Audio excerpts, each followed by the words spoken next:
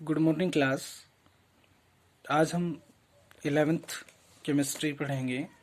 हमारी first unit first हमारी some basic concept of chemistry. Some basic concept of chemistry. ठीक है बेटा, इसको पढ़ने से पहले सबसे पहले हमें केमिस्ट्री के बारे में पढ़ना जरूरी होता है। तो सबसे पहले हम पढ़ेंगे केमिस्ट्री। ठीक है, केमिस्ट्री की डेफिनेशन पढ़ेंगे सबसे पहले कि केमिस्ट्री होती क्या है। ठीक है, क्या होती है केमिस्ट्री हमारी? Chemistry it is a branch of science. It is the branch of science which deals with the study of matter, their composition, properties,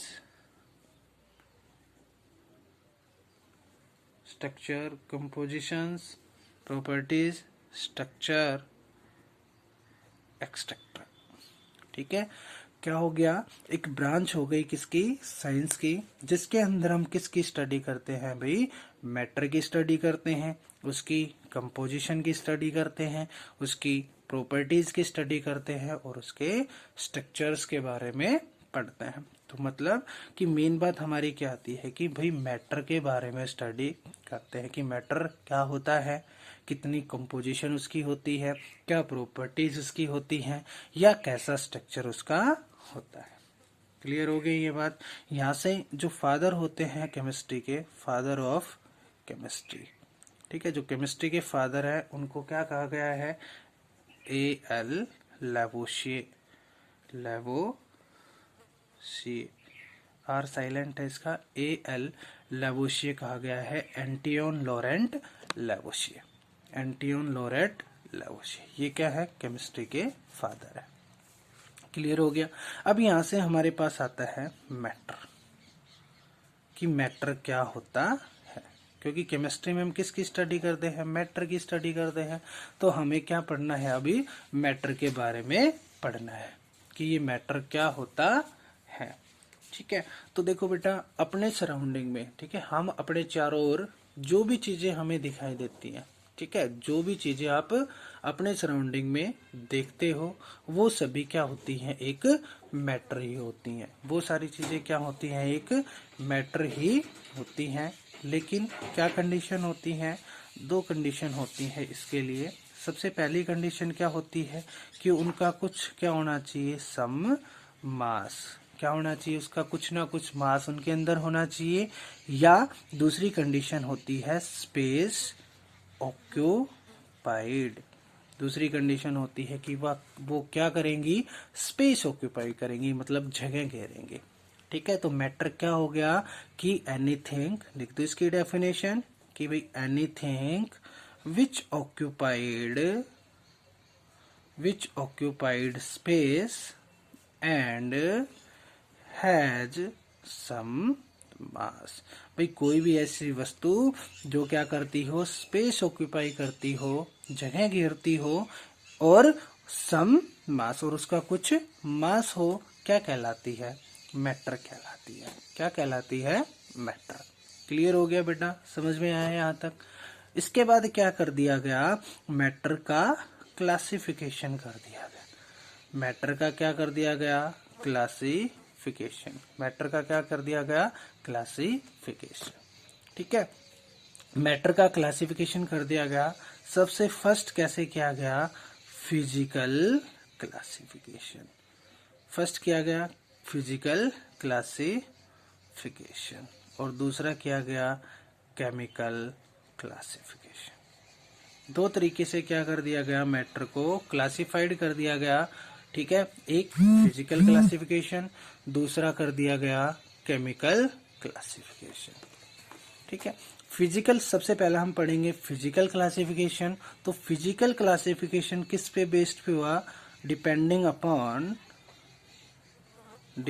upon किस पे? फिजिकल प्रॉपर्टीज, ठीक है, फिजिकल प्रॉपर्टीज पे डिपेंड करके क्या कर दिया गया, मैटर का फिजिकल क्लासिफिकेशन कर दिया गया कि भाई फिजिकली मैटर कैसा होता है, कि भाई हम उसको देख के बता सके कि मैटर क्या होता है, ये किस प्रकार का है। जैसे किसी चीज को हम छूकर बता सकते हैं कि भाई ये किस प्रकार की होती है। तो इसी प्रकार से उसकी फिजिकल प्रॉपर्टी, मतलब उसको सामने से देखकर हम ये बता सके कि भाई वो कैसा मैटर है। तो जो फिजिकल प्रॉपर्टीज थी उनके बेसिस पे मैटर का क्लासिफिकेशन कर दिया गया, और जनरली हमारा मैटर कितने टाइप्स का हुआ, 3 टाइप्स का पाया गया। सबसे पहला जो मिला वो मिला सॉलिड स्टेट में, ठीक है। दूसरा जो मिला वो मिला लिक्विड स्टेट में। तीसरा जो मिला वो हमारा मिला गैसियस स्टेट में। तो ये 3 स्टेटें मिली फिजिकली सॉलिड की। कौन कौन सी, एक तो सॉलिड, एक लिक्विड और एक गैस। तो ये 3 स्टेट जनरली मैटर की होती हैं। एक सॉलिड स्टेट होती है, एक लिक्विड स्टेट होती है और एक गैसियस स्टेट होती है। इसके अलावा 2 स्टेट और होती हैं जिनको हम काउंट नहीं करते हैं। एक होती है प्लाज्मा, ठीक है, और एक और होती है जिसे हम बोलते हैं बोस आइंस्टीन कंडेंसेशन या सुपर कोल्ड सॉलिड, ठीक है, बोस आइंस्टीन कंडेंसेशन या सुपर कोल्ड सॉलिड। तो ये जनरली 5 स्टेट होती हैं, लेकिन हम जनरली 3 स्टेटों को ही पढ़ते हैं, सॉलिड को, लिक्विड को और गैस को, ठीक है। ये होता है physical classification of matter. Clear हो गया। अब हम पढ़ेंगे भाई कौन सी स्टेट हमारी, सॉलिड स्टेट। देखो, इस सबसे पहली जो स्टेट आती है वो हमारे आती है सॉलिड स्टेट। क्लियर। देखो क्या होता है इनके अंदर कि हमें ये चीज पता है कि जो सॉलिड होता है ना वो किससे मिलकर बना होता है, कॉन्स्टिट्यूएंट पार्टिकल्स, ठीक है। कॉन्स्टिट्यूएंट पार्टिकल मीन्स छोटे छोटे पार्टिकल्स होते हैं जिन्हें हम क्या कहते हैं, एटम कह सकते हो आप, जिन्हें आप मॉलिक्यूल्स कह सकते हो, जिन्हें आप आयंस कह सकते हो। ये सारे क्या हैं, कॉन्स्टिट्यूएंट पार्टिकल्स हैं, ठीक है। तो कोई भी जो मैटर होता है वो इन कॉन्स्टिट्यूएंट पार्टिकल से मिलकर बना होता है, चाहे वो एटम्स हो, चाहे मॉलिक्यूल्स हो या वो आयंस हो, ठीक है।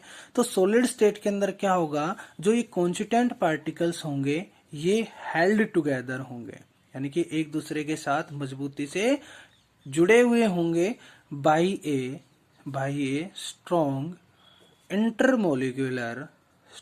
Intermolecular force of attraction. क्या होगा इनके अंदर, एक strong intermolecular force of attraction होगा, जिसकी वजह से ये कॉन्स्टिट्यूएंट पार्टिकल्स क्या होंगे, जुड़े हुए होंगे। किसके साथ, आपस में एक दूसरे के साथ। सपोज कीजिए जैसे कि अपने पास क्या हो गया, ये हो गया कोई भी सॉलिड हो गया, क्या होंगे इनके अंदर, ये छोटे छोटे कॉन्स्टिट्यूएंट पार्टिकल्स। क्या होंगे ये छोटे छोटे कॉन्स्टिट्यूएंट पार्टिकल्स, ठीक है। ये कॉन्स्टिट्यूएंट पार्टिकल्स होंगे, ये क्या होंगे, एक दूसरे के साथ क्या होंगे, क्लोजली पैक्ड या टाइटली बाउंडेड होंगे। ये हैं सारे कॉन्स्टिट्यूएंट पार्टिकल्स, एक दूसरे के साथ क्या होंगे, टाइटली बाउंडेड होंगे या क्लोजली पैक्ड होंगे। क्यों, क्योंकि इन कॉन्स्टिट्यूएंट पार्टिकल के बीच में क्या होता है, एक इंटरमोलिकुलर फोर्स ऑफ अट्रैक्शन होता है, ठीक है। इसी वजह से क्या होते हैं, ये सॉलिड स्टेट में एग्जिस्ट करते हैं। क्लियर हो गई।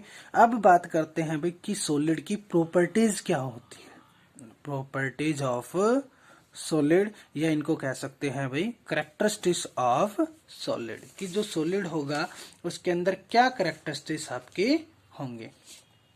देखो सबसे फर्स्ट अगर हम कैरेक्टरिस्टिक्स की बात करें सॉलिड के अंदर, तो क्या होगी कि सबसे पहली कैरेक्टरिस्टिक्स तो ये होगी, जो कॉन्स्टिट्यूएंट पार्टिकल्स होंगे वो क्या होंगे, क्लोजली पैक्ड। कॉन्स्टिट्यूएंट पार्टिकल क्या होंगे, क्लोजली पैक्ड होंगे। क्यों, क्योंकि उनके अंदर क्या होता है, इंटरमोलिकुलर फोर्स ऑफ अट्रैक्शन होता है। दूसरी बात क्या होगा कि जो सॉलिड होगा ना वो क्या रखेगा, डेफिनेट वॉल्यूम और डेफिनेट शेप एंड साइज, जो इनका वॉल्यूम रहेगा वो भी डेफिनेट रहेगा, और इनका जो शेप और साइज रहेगा वो भी क्या होगा, डेफिनेट। यानी कि अलग वेज में इनका जो वॉल्यूम और साइज होता है उनको चेंज नहीं किया जा सकता, क्योंकि बेटा पार्टिकल्स एक दूसरे के साथ मजबूती से अटैच होते हैं, स्ट्रांगली अटैच होते हैं, तो इनके पार्टिकल्स का ना तो वॉल्यूम चेंज होता है और ना इनका शेप और साइज चेंज होता है। तीसरी जो चीज होती है कि ये क्या होते हैं, इनकम्प्रेसिबल होते हैं। क्या होते हैं, इनकम्प्रेसिबल। इनकम्प्रेसिबल मीन्स कि भाई आप इनको दबाव नहीं डाल सकते, आप इनको दबा नहीं सकते हो, ठीक है, कंप्रेस नहीं कर सकते हो। ये क्या होते हैं, इनकम्प्रेसिबल, मतलब कि सॉलिड स्टेट से आप इनको कंप्रेस करके जर्नली चेंज नहीं किया जा सकता। फोर्थ जो होता है कि ये किसको पोजिज करते हैं भाई, रिजिडिटी को। सॉलिड होगा वो किसको पोजिज करेगा, रिजिडिटी को पोजिज करेगा। रिजिडिटी मीन्स होता है भाई हार्ड, रिजिडिटी मतलब होता है हार्डनेस, मतलब कठोरता, कि भाई सॉलिड के पास क्या हो गई, एक टेंडेंसी हो गई, सॉलिड के पास क्या हो गई, टेंडेंसी क्या होने की, रिजिड होने की, यानी कि हार्ड होने की एक टेंडेंसी होती है, ठीक है। तो जनरली जो सॉलिड होगा उसके अंदर क्या टेंडेंसी पाई जाएगी, हार्ड होने की, यानी कि रिजिड होने की टेंडेंसी पाई जाएगी। फिफ्थ जो होता है वो हमारा आता है क्या, कि दे हैव, क्या रखेंगे, हाई बॉइलिंग पॉइंट और मेल्टिंग पॉइंट, ठीक है। तो जो क्या कहता है, जो सॉलिड होता है उनका मेल्टिंग और बॉइलिंग पॉइंट भी क्या होता है, हाई होता है। सॉलिड का क्या रहेगा, मेल्टिंग और बॉइलिंग पॉइंट हाई रहेगा। रीजन वही है कि भाई जैसे ही हम क्या देंगे, सॉलिड में टेम्परेचर देंगे, टेम्परेचर देंगे तभी तो इनके कॉन्स्टिट्यूएंट पार्टिकल्स के अंदर जो इंटरमोलिकुलर फोर्स ऑफ अट्रैक्शन था वो ब्रिक होगा, और ब्रिक होने के बाद ही सॉलिड क्या होगा, मेल्ट होगा या वो बॉइल किया करेगा, ठीक है। इतना ही तो होता है। तो क्या होगा, इनके अंदर कंस्टिट्यूएंट पार्टिकल्स के बीच अंदर क्या है, क्लोजली पैक्ड है, यानी कि strong intermolecular force of attraction है। तो हमें क्या देना पड़ेगा, ज्यादा टेम्परेचर देना पड़ेगा। इसी वजह से क्या होता है, इनका बॉइलिंग और मेल्टिंग पॉइंट भी क्या रहता है, हाई रहता है। फॉर एग्जाम्पल, जैसे सॉलिड के एग्जाम्पल देखो, बहुत सारे एग्जाम्पल्स आप लिख सकते हो। वुड हो गया, लकड़ी हो गई, प्लास्टिक हो गया, ठीक है, ग्लास हो गया, टेबल हो गई, फैन हो गया, ठीक है, बुक हो गई। ये सारे किसके एग्जाम्पल होते हैं, सॉलिड स्टेट के एग्जाम्पल होते हैं। तो इन सभी के बारे में हम पढ़ते हैं। तो ये सारे किसके एग्जाम्पल हो गए, सॉलिड स्टेट के एग्जाम्पल हो गए। क्लियर हो गया, इतना समझ में आ गया होगा सभी को, ठीक है। दूसरी जो स्टेट होती है वो हमारी होती है लिक्विड स्टेट, ठीक है। दूसरी स्टेट हमारी होती है लिक्विड स्टेट, ठीक है। इस लिक्विड स्टेट के बारे में बेटा हम लेक्चर में पढ़ेंगे, ठीक है। तो लिक्विड स्टेट सेम ऐसा ही होता है, लेकिन उसमें कुछ प्रॉपर्टीज क्या होती हैं वो डिफरेंट डिफरेंट होती है। इसका जो लेक्चर होगा वो हम कल डिसाइड करेंगे, ठीक है, उसके बारे में कल डिस्कस करेंगे। अभी आपको क्या करना है, जो मैंने अभी पढ़ाया था उसको रिपीट करना है, ठीक है, कि सॉलिड क्या होता है, मैटर क्या होता है, उसके बारे में आपको पढ़ना है, और इन सभी को अपना फेयर नोटबुक के अंदर नोट करना है, ठीक है। फेयर नोटबुक के अंदर इनको नोट करना है। इनकी जो पीडीएफ होगी मैं वो आपके पास भेज दूंगा, ठीक है। Thank you, have a nice day.